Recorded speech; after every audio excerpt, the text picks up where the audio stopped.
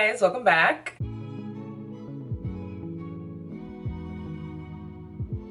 So the first plant that I've been loving recently is my philodendron verrucosum. I think last year around this time I had a much larger philodendron verrucosum. If you guys remember, I ended up knocking that plant over and it snapped off the substrate. So I did end up propagating it, and I have this plant now that came out of it. I'm pretty sure we potted up this plant recently. Well, there's 2 plants in the pot, and we put it on this moss pole, and it's currently rooting into it, which I'm super excited about. I don't think I had a philodendron verrucosum root into a moss pole before, so when I saw this rooting I got super excited. So if you can see right here, it's rooted into the moss pole. Honestly, it just started looking this good. When I first potted this plant up, it kind of looked a mess.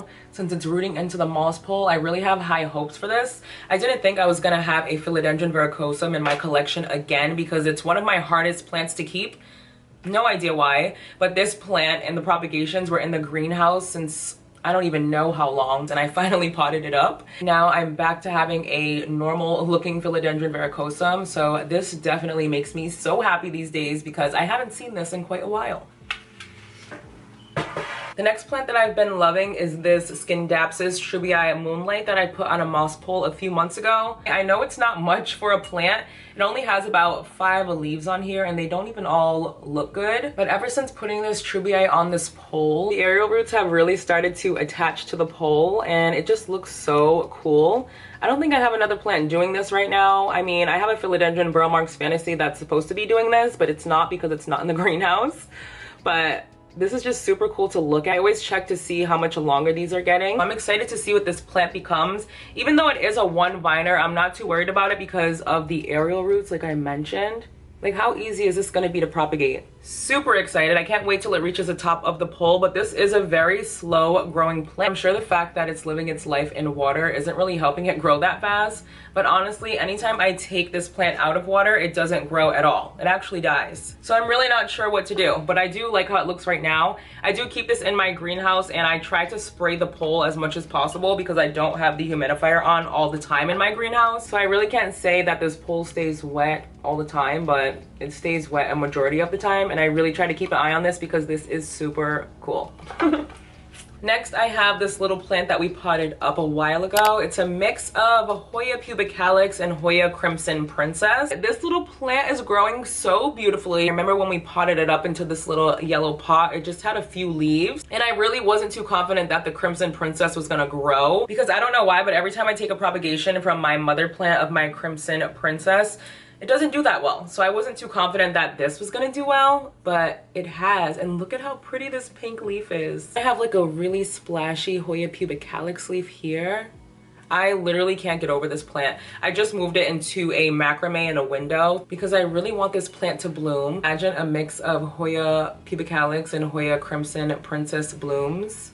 That would be to die for. Speaking of Hoya crimson princess, this is the mother plant. I had to back up to show you a little bit. I forget when I got this plant. I think I got it last year. If I have it before, I will definitely insert it. But this plant has literally gotten massive since. We have this big bush up here and then one long vine here. But honestly, how could this not be a favorite? It's so beautiful. After a while, the pink does fade, obviously. If you have one, you know. But it's still such a pretty plant and it grows. Look at the way this grows. I think I got this Hoya because someone said it was one of the easiest Hoyas to bloom. And although I haven't got any blooms yet, I just put it back into a window, so I'm hoping that the sunlight will get me a bloom. Sticking with Hoya, I have my Hoya serpents here. This is the only Hoya serpents that I own currently because the rest of them are for sale on my Etsy shop. Definitely be sure to check that out if you guys want some Hoya serpents. I think I'm also gonna list some Hoya obovata this week as well, so make sure you keep an eye on that. I will link my shop in the description below. It's called Palace of Propagations. I don't think I mentioned that yet. Yeah.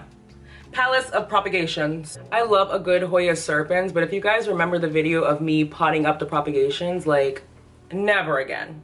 I would never do that again. Unless I just end up leaving them in moss or something. I don't know. Really want to take care of this one because I want to get a big Hoya serpents plant, of course. But we'll see. I would love to update you guys on my fluval plants, the plants that I put in fluval in my last video because they're doing amazing and I might have to buy some more because I'm literally obsessed. But I won't say too much on that yet. Let's move on. Sticking with the Hoya theme, this is my Hoya pubic calyx that you guys literally never see. I think I actually just posted a picture of this on Instagram, but that was like the first picture I posted in forever of this plant. And I just think the foliage against the black pot looks so good. And it's also being hung in a window. So I'm hoping for a bloom. That's what I've been saying since, what, the beginning of time, and I still haven't gotten one? I heard you have to threaten your plants, but I tried that and that still didn't work. But this was my first Hoya ever, and I've chopped it up so many freaking times. I have to leave her alone. I made a promise that I'm not gonna touch this plant for a very long time because I need to stop. I think I over-propagated it. Can you over-propagate a plant? I don't know, but I've been obsessed with this plant because look at the leaves when they first come out. Like, they're literally almost black.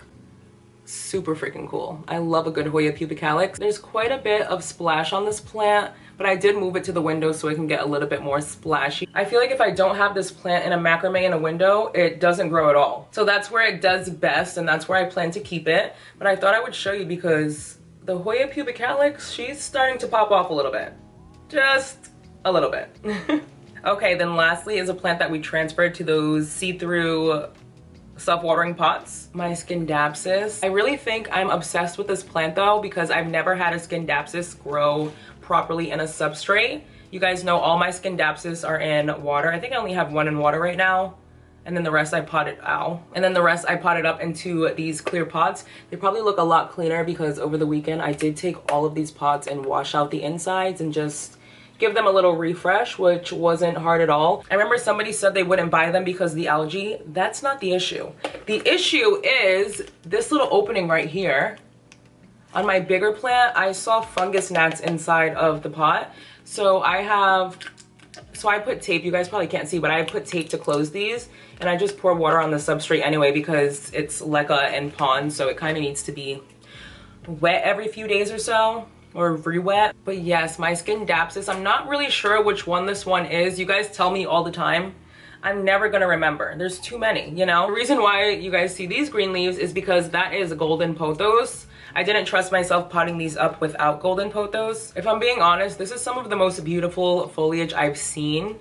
I'd really like to get this Scindapsus, like the one on the pole. Like I really want to propagate this plant and get one to spread out on a pole to see if I can get some extra large leaves because I have seen some big leaved Scindapsus and mine is giving baby leaf. I did just buy a new plant, so you guys will be seeing that soon. So make sure you're subscribed so you can stay updated. But that does bring me to the end of today's video. Give me a thumbs up if you did enjoy it. Make sure you're subscribed if you haven't already. Don't forget to follow my plant shop on Etsy at Palace of Propagations. And until my next video, bye guys.